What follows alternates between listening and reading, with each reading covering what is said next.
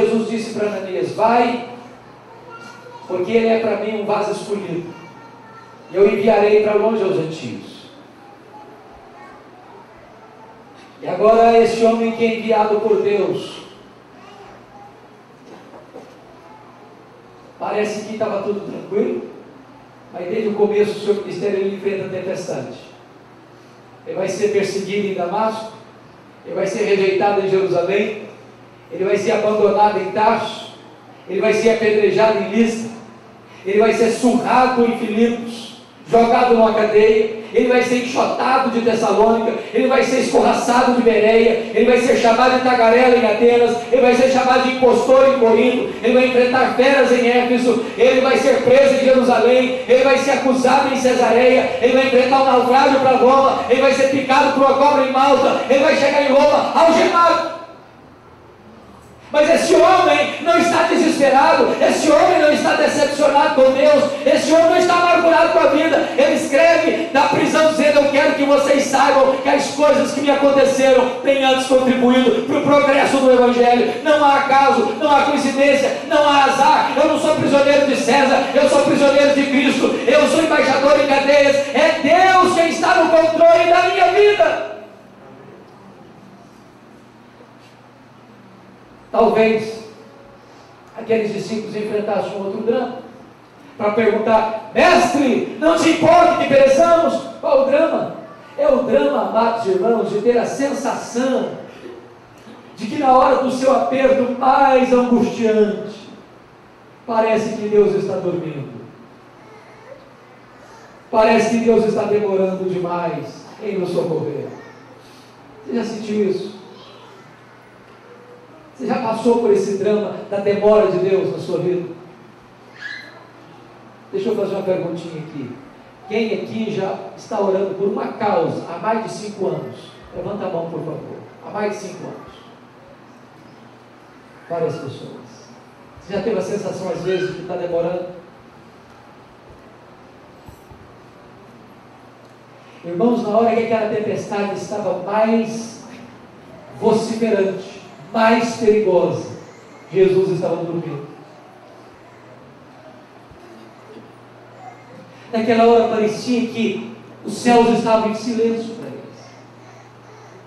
Tem hora que a sensação que você tem é essa: que o braço de Deus está encolhido, que o ouvido de Deus está fechado, e que você está sozinho, jogado de um lado para o outro, ao sabor das circunstâncias.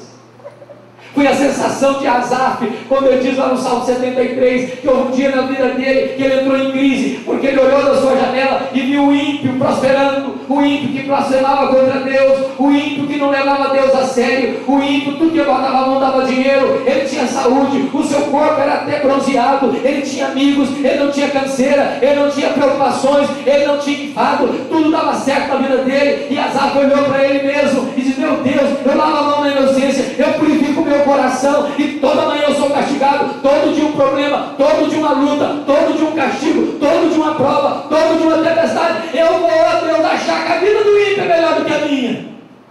Até o dia, diz ele, que entrou na casa de Deus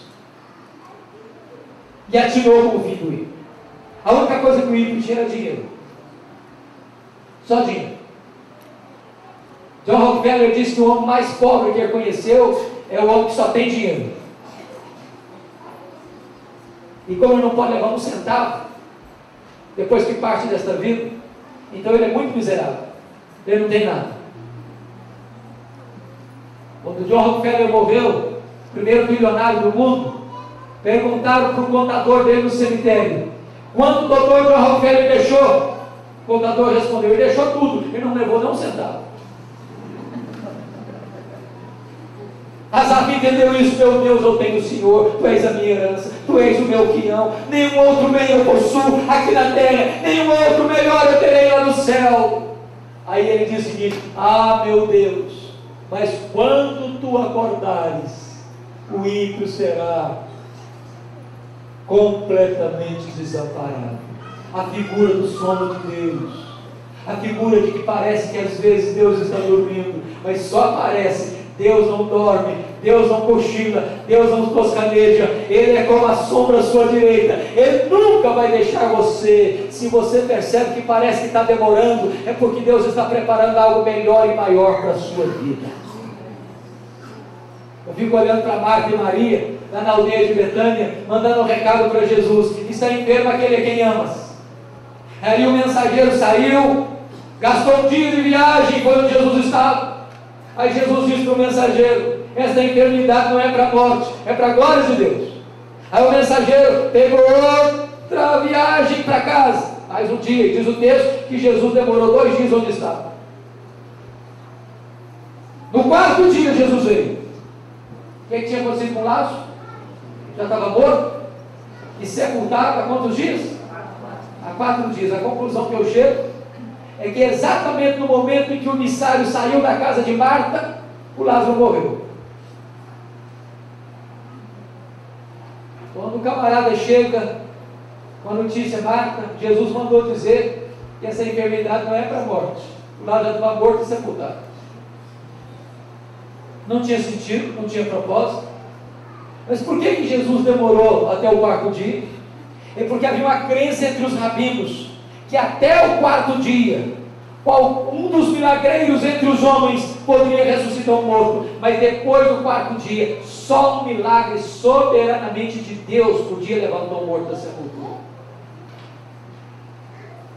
Quando Jesus foi chegando para a aldeia, Marta vai encontrar Jesus e despejando a sua mágoa, dizendo: se o Senhor estivesse aqui, o meu irmão não teria morrido. Conjugou o verbo do passado. Jesus diz: não, Marta, o teu irmão há de ressurgir. Ela diz: eu sei que vai ressurgir no último dia. Conjugou o verbo no futuro. Jesus diz: não, Marta, eu não fui, eu não serei, eu sou a ressurreição e a vida. Eu ajo hoje, eu ajo agora, eu tenho todo o poder exatamente neste momento.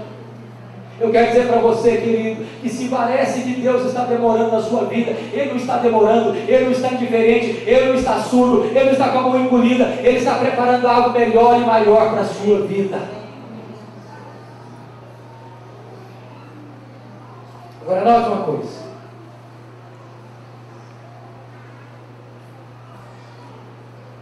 diz o texto que ao acordarem a Jesus, balançando, dizendo: mestre, não te importa que pereçamos? Diz o texto que Jesus, despertando, repreendeu o vento e disse ao mar: acalma-te, emudece. O vento se aquietou e fez-se grande bonança. Eu chamo a sua atenção para um ponto importante, porque logo em seguida, em Marcos 6, vai ter outro relato de outra tempestade, a outra tempestade. E naquela tempestade Jesus não estava presente.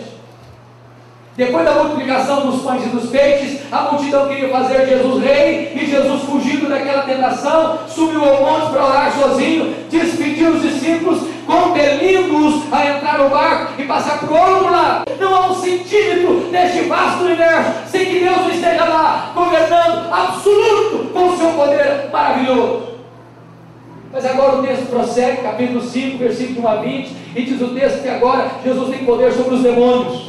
Jesus chega em Gadara, uma terra estrangeira, num despenhadeiro, depois de uma noite de tempestade, num cemitério, onde tem um homem nu, onde tem um homem desvairado, um homem louco, um homem endemoniado, ferindo-se com pedras, gritando dia e noite, e este homem não suportava cadeias, ele quebrava as cadeias, ele era furioso, era um ser absolutamente execrado da sociedade, e diz a Bíblia que Jesus Cristo vai lá para curá-lo, para libertá-lo, para perdoá-lo, para salvá-lo, para restaurá-lo e para enviá-lo de volta à sua terra como missionário. Este homem tinha dentro de si 6.000 demônios, uma legião de demônios, capaz de levar 2.000 povos ao abismo.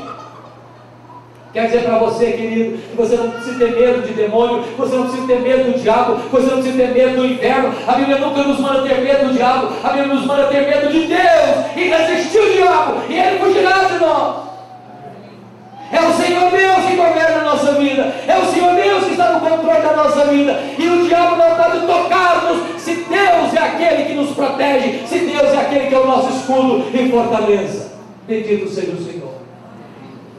Mas o texto prossegue, e se você notar em seguida esse relato a partir do verso 21, do capítulo 5 de Marcos, Jesus vai curar uma mulher hemorrágica, 12 anos, que vivendo esse drama da hemorragia, aquela mulher estava esvaindo-se em sangue, aquela mulher cerimonialmente estava impura, não podia conviver com a família, não podia entrar na sinagoga, não podia ir no templo adorar, não podia conviver com as pessoas, ela vivia cabisbaixa, ela estava completamente enfraquecida, ela já tinha perdido os seus recursos, ela estava envergonhada, humilhada e completamente sem poder para restaurar a sua saúde. E diz a Bíblia que ela pensou: um dia que eu tocar na hora das vestes de Jesus, a minha hemorragia será estancada. Eu quero dizer para você que o Jesus a quem servimos e adoramos tem todo o poder e toda a autoridade sobre a enfermidade. Ele é o mesmo que andou curando os leprosos, é o mesmo que deu vista aos cegos, é o mesmo que deu audição aos surdos, é o mesmo que levantou os paralíticos, é o mesmo que tem todo o poder sobre toda a doença.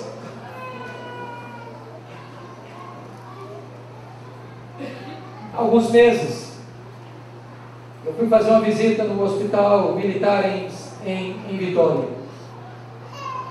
Era no meio da tarde.